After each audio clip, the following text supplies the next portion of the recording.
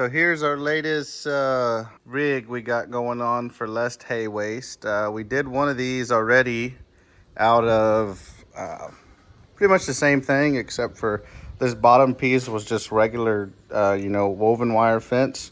But we are going to show you a better area where it worked good and they didn't bust through them. But all those boys right there are the culprit. Aren't they awful cute? We have an influx of toads this year. Look at them breathe so fast. They're hot. They are hot. It's 100 and something degrees today. 20 foot long, probably feed about 40 goats, 20 on each side, shoved in there. But these are a lot sturdier than the woods ones I've built, and they're a lot sturdier than the ones that you buy at the farm and ranch store. All right, well, we got it all resorted out here. I'll walk you through some of the hay that we have. And it worked okay for a little bit, and then it started to bust. We thought we were going to be able to make out with just doing it that way, but turns out this needs to be hard panel all the way around. So basically, we have two of these in use right now, but this bottom piece is that you see, the 4x4 stuff, is woven wire. And it's worked out really, really well. There's probably like no hay waste whatsoever. So all in all, I think these cradles cost us about 350 bucks. So 350 bucks, and then this bottom piece is one sheet of 16-foot goat panel. But that's like 50 bucks. If you go to Atwoods, if you go to Tractor Supply, they jack up the price like crazy. It's like $90 for one of those, which is absolutely ridiculous. So we went to Atwoods and bought a couple of them for half the price. And then this cow panel, same thing. Atwoods is like $22 or something like that. And then for whatever reason, Tractor Supply jacks it up as well. So the only other mod that we did was we bought these little carabiners on Amazon. They're pretty weight withstanding. I don't remember what it was. It was like maybe 600 pounds or something like that. So on the other ones, we wired them all shut, but in theory, we'll just be able to take those off and put on, and take the whole thing off, put the bell in there, and then put the whole thing back on there. We made it longer on this end so we can bend it, and because some of these bells are pretty big, so it's kind of bigger than the hay cradle, and it's worked really well. We're going to show you why we are doing this, because the last few hay bales we put out, there's been a lot of waste, a lot of waste. I'll show you the piles of waste, and then I'll show you what it looks like in use with little to no hay waste. So as you can see, it's wired all the way around. All the way around, it's wired on there. And then on the corners here, we just used some wire, wired it up, all the way up on these three sides, or 1-2 sides, and then on that end it'll just be carabined on.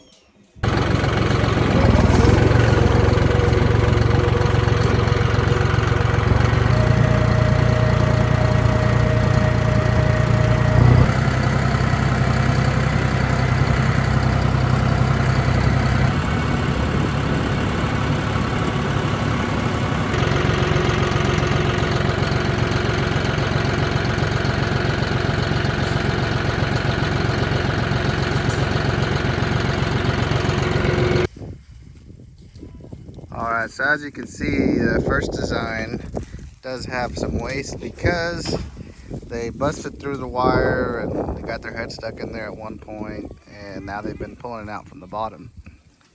With this one, they should not be able to do that because of the hard panel. So we're going to try and transfer this bale as good as possible, and then take this one back up to the house and replace that wire with hard panel. But you can see why we do it longer, because before this was laying on it, and really big bales. So You can see even with it wired, they've peeled it back. You can see that little Billy was in there. That's the opposite of what we're wanting. Because originally this was flat. Again, this is on the outside. I think that was another big factor in it. Like having it on the outside had the effect of them able to peel it back. They did even on this side too. You can see it all bunched up right there. No, this is just a trial and error deal. See, when they really wanted it, they started doing pulling away at the loose fencing versus this hard fencing. So that's why we went ahead and upgraded to the hard stuff. It's a little more expensive, but if it's not that and we don't lose animals in it, then it's worth it. We got most of it transferred over. We probably need a couple more carabiners. We got one at the bottom, one at the top here, probably get one in the middle, put that one up a little bit higher, but most of it got transferred in. They won't be able to bust through this one. But yeah, when there's a full bale in there, it works a little bit better, but I mean, this helped out a little bit, I suppose. Of course, it fell apart as we're trying to put it in, so we lost a little bit of it. But we are going to show you a better area where it worked good and they didn't bust through them, but all those boys right there are the culprit. All right, so this is what it would look like with a new bale. As you can see, it's a little bit better. You can see that they'll have plenty of space to get up here, get up top. Down there, it's gonna be a little bit harder because the way we did this one was we put the panel that sits up top, we put it on the inside of the cradle instead of just sitting on top of the cradle. And that was just to save a couple squares of cow panel. But we might end up having to take this on the outside out so they can get to it.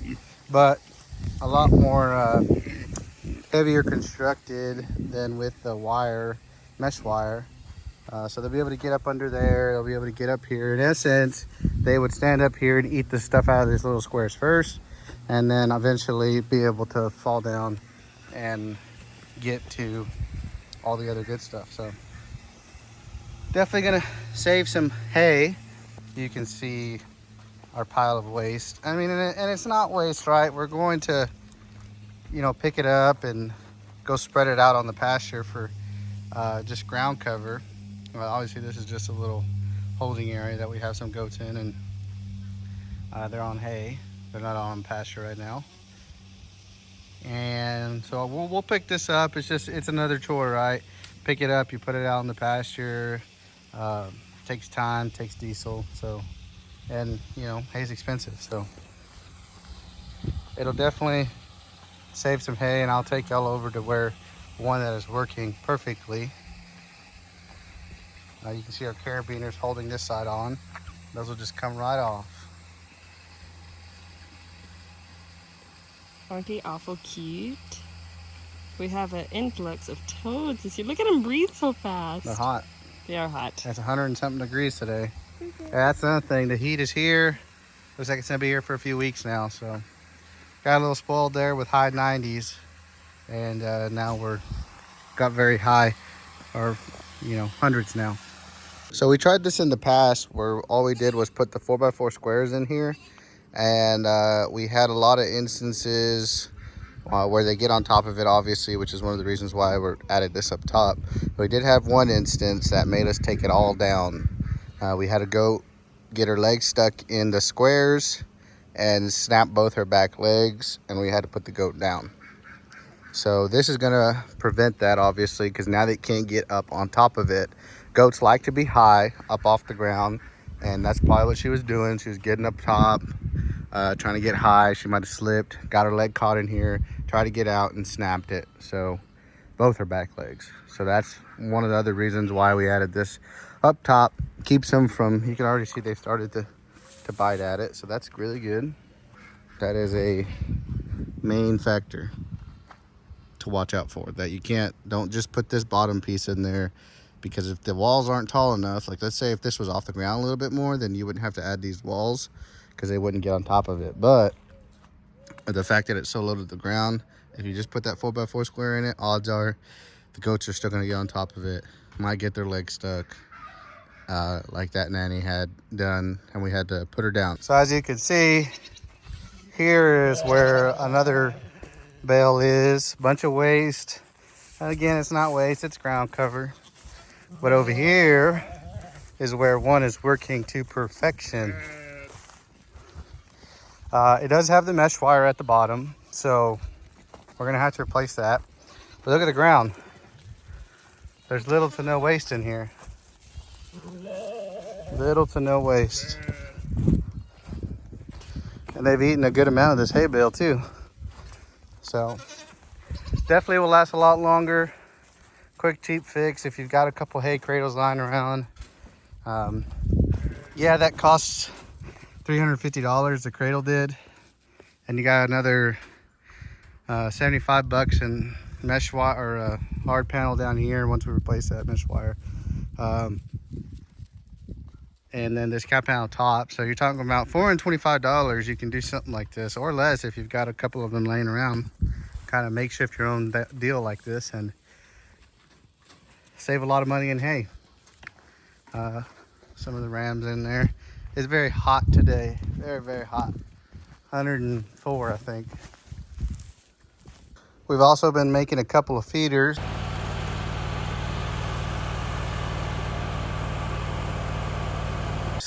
We built one like this earlier for the billies, and we did put a top bar in there on the top end, but I kind of smashed it and had to end up cutting it off. I'm gonna need something thicker up top, but for now, you can obviously see the one that I painted and then Tyler's color that she chose for her little dwarf goat pets. And probably the rams probably be eating out of that, but you can see she went with blue and then I went with a gray. The other one we did was black. We're kind of just using some spray paint. Actually, I think we bought this spray paint color, but other stuff we've been using what we have in the shed. So I have a lot more black, so I'll probably do a lot of black. And then when I run out of that spray paint, I'll probably just use some of the paint that I have in the shed and paintbrush them on just to help them with the weathering, just protect the welds and whatnot a little bit better. But that's 8-inch purlin. And then I got 3-inch purlin for the legs. The other one I did was out of 4-inch purlin. A lot of the leg stuff is built out of scrap that I have lying around. But I bought the 8-inch purlin beams. 20 foot long, probably feed about 40 goats, 20 on each side, shoved in there. But these are a lot sturdier than the woods ones I've built, and they're a lot sturdier than the ones that you buy at the farm and ranch store, usually. Thicker metal, and it's gonna last probably a lifetime. So, and then these legs are 3 foot long, so that's not gonna tip. And then this one down here, like I said, is Tyler, so it's gonna be a 10-inch height with 2 inches, so it's 12 inches tall. And this one's like 14 or 16 inches, something like that. But yeah, that's those. Alrighty, well, we got home late last night. We started hauling some hay yesterday. We did about 2 loads. And I just wanted to make a quick comment about this is the kind of size that hay bales should be. I mean, on that trailer we were able to fit 17 bales. That probably ranged, I don't know, 900, 1,100 pounds tops.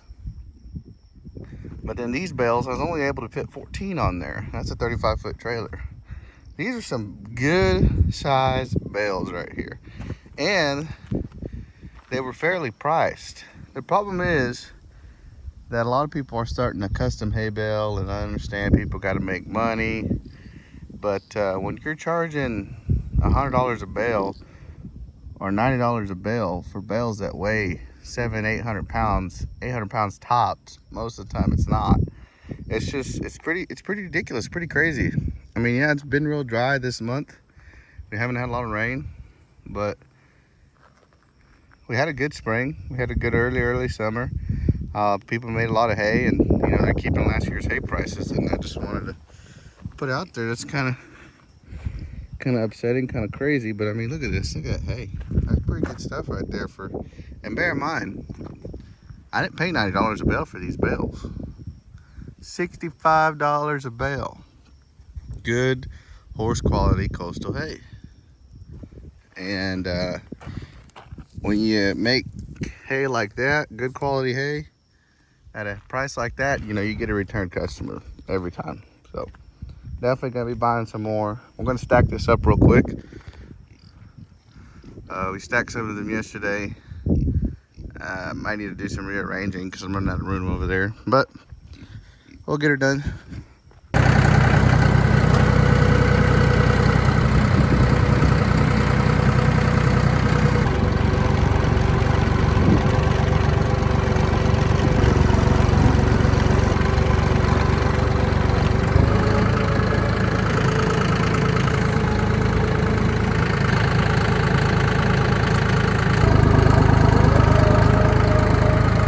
All right, well, we got it all resorted out here. I'll walk you through some of the hay that we have. So this T stands for triticale, which is kind of like a wheat rye hybrid type seed. So these all come back to about here. And we paid $90 a bale for those. They're pretty good size. If I had to guess, probably about 1,000 pounds or so. And then these right here, starting from here back, are our wheat bales. They ran us $100 a bale, but they're pretty big. If I had to guess, they're somewhere between 1,300 and 1,400 pounds. So pretty pricey stuff, but we bought that stuff probably mid-spring. So, you know, hay was still kind of high. People didn't know what kind of spring we were gonna have. So hay prices kind of stuck around from last year on those. And then right here, from here to 1, 2, 3, 4, 5, 6, 7. There are about 7 bales here that are coastal mix that we bought for $70 a bale, which is pretty good. They're probably only about 900,000 pounds tops, but somewhere between 800 pounds and 1,000 pounds. So those. And then these are the big bales that we just bought for $65 a bale. Those are probably closer to 12 to 1,400 pounds, $65 a bale. So as far as the goat hay, you know, we kind of try and mix it in there with coastal and native grass bales and wheat bales. And last year we bought a lot of Sudan, and we kind of felt like the goats love it, but there's a little bit of waste, a little bit more waste than we like. So we didn't buy any Sudan this year. We might buy a little bit, not too sure yet, but we'll probably alternate between coastal wheat. Keep the rumens balanced throughout the winter time. And then over here we have these horse quality bales. These tiny little bales ran us $90 a bale. And technically, you know, this is all horse quality too, if we needed it to be. But I mean, this is like top of the line stuff over here, supposedly. So $90 a bale, 800 pounds tops, probably closer to 700 pounds. You can see the size difference. And then back there, those ran us $90 a bale. They're probably closer to 1,000 pounds. So for the same price, we got about 300 pounds more hay. So we probably do need to get another 20 bales or so of horse hay. And then I got a wheat bale, I half-ass busted over here, another wheat bale over there, I half-ass busted. And then I got these 3 coastal bales from last year. I'm gonna roll one out for Harvey. Last year's foal out there with Shuley in the pasture. So I'll try and use these 3 first before I start tackling any of that. So there's that.